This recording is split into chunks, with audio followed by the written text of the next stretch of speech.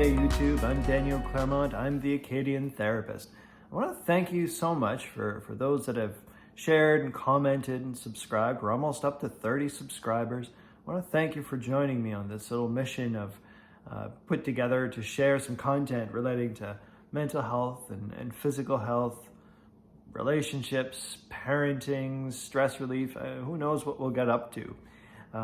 If you have any suggestions, any requests for things you'd like me to talk about or weigh in on, certainly welcome you to contact me. In the meantime, I guess we'll just keep going with whatever occurs to me to chat about. And this week, I don't know, maybe because I'm actually delayed a little bit from what I wanted to post this video, may be appropriate that we're going to cover procrastination this week. I've certainly seen on social media a lot of procrastination memes. I'm saying a lot of procrastination memes. Okay.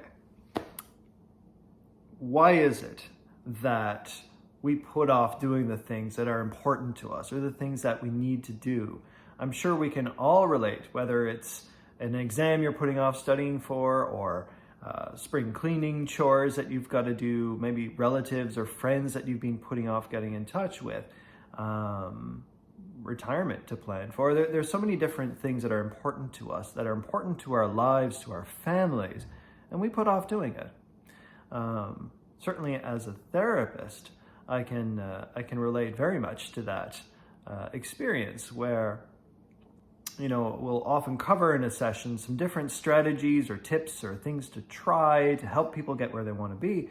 And a lot of folks, is really, really common, will come back a week or 2 or 3 later, and, you know, there's that vibe of like, I'm sorry, Daniel, I know I was supposed to do it, or I completely forgot I had to do it. And there's sort of this feeling of self-judgment and sort of a minor version of shame. Now, we're going to talk in more depth about shame, as those who've worked with me before know. I'm very fond of Brene Brown and her work that really centers on this. But for today, we're just going to keep the focus a little bit more narrow. So just the feeling of insecurity and failure that can come up when it comes to doing some of these new habits, the things that are really healthy. So as part of this discussion, I want to bring up a TED Talk by Josh Kaufman. The title of the TED Talk is pretty clickbaity. It's 20 hours to get good at anything, which is, yeah, it's pretty ambitious. So he talks about the steep learning curve that we have when we're picking up a new skill. We're trying something different.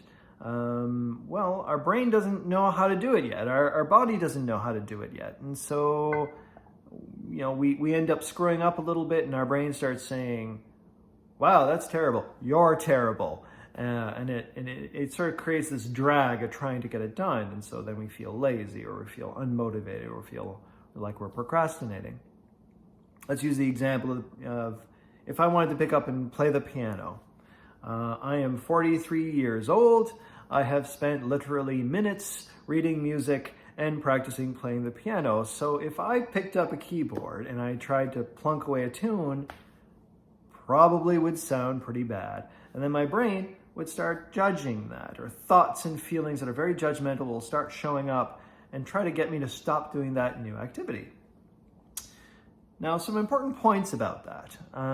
So this is not, I wouldn't say that this is self-sabotage. Sometimes we use that language, or the brain that's trying to slow me down. Well, technically the brain is trying to slow me down, but I think that there's good reasons for it. I tend to go back to biology for this sort of thing. So habits establish different connections in the brain. Brains like to keep doing what they're used to doing. Change is hard.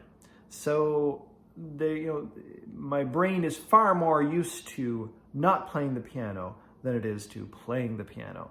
So my brain's going to try to get me to behave a little bit and come back to what it's familiar with.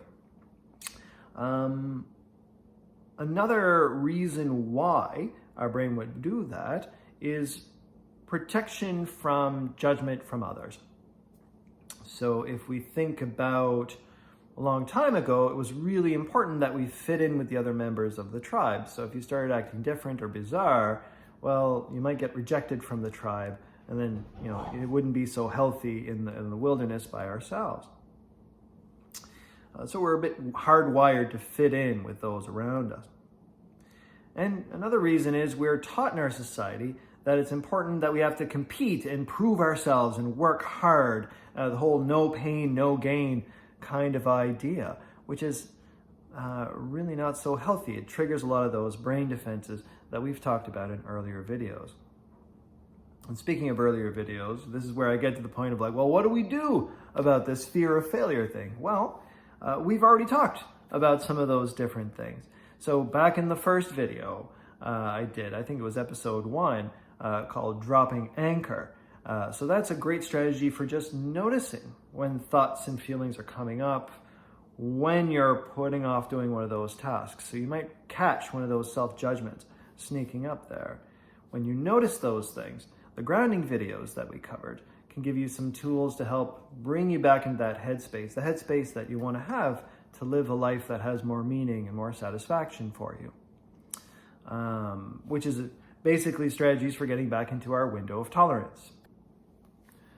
So even though we did talk about some of these strategies in earlier videos, I wanted to give you a fresh demonstration of what this looks like. So I'm going to use as a demonstration a habit of me using my rowing machine. Now, a couple of months back, using a kind of strategy called behavioral design, BJ Fogg talks about it in his excellent TED Talk. I think I referenced it in my blog, actually, but I'll link to it below. So I developed this habit, just 5 minutes every day of using my rowing machine. And every day there's a back and forth in my brain.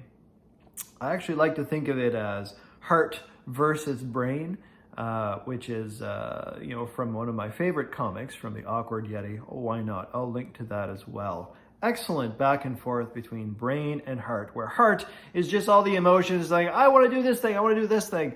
And the brain is more logical and is just thinking things through and is just trying. It's always this tug of war between heart and brain. So in this video, I'm going to give you a demonstration of some of this back and forth that happens pretty commonly, pretty much every morning, inside of me. And you'll notice how I'm able to sort of work past it and keep doing what I want to do.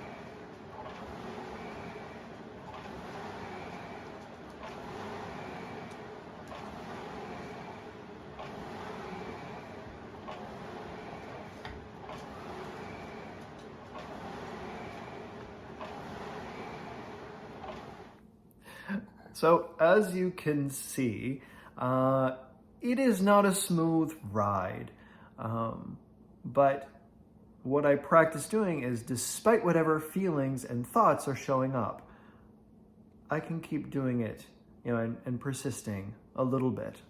Now, I want to be incredibly crystal clear about this. This is not about blindly pushing through whatever pain comes up. It's important to have a realistic sense of what your body, your mind is capable of, what resources you have. Sometimes there are medical issues that absolutely have to be respected. Relationships or work commitments, old traumas. Like, as I mentioned earlier, there are so many different things that can interfere with getting things done in your life. So this is where, I like, you can call me biased, but I do like the idea of speaking with a trained professional to be able to help you work through some of these options safely and not in as punishing a way as maybe you have tried before. It's also important to realize that thoughts and feelings are essential parts of who we are. So we have this idea that we have to defeat them, or we have to get past them, or beat them down, or break habits. And it's important to remember that we're a package deal. And it's not just about fighting past the things. Sometimes it's about understanding the story it tells about us and about what we want to accomplish. But hopefully, the next time you find yourself feeling lazy or unmotivated or unfocused or embarrassed, and that's getting in the way of the life that you want to live, maybe just take a breath, do a little bit of grounding, take a little step towards your goals, pat yourself on the back about the legitimate work that you're doing, and just maybe you might surprise yourself by how far you can find yourself rowing 61 days straight. Thanks, everybody. We'll see you again soon. I'm Daniel Claremont. Take care of yourself.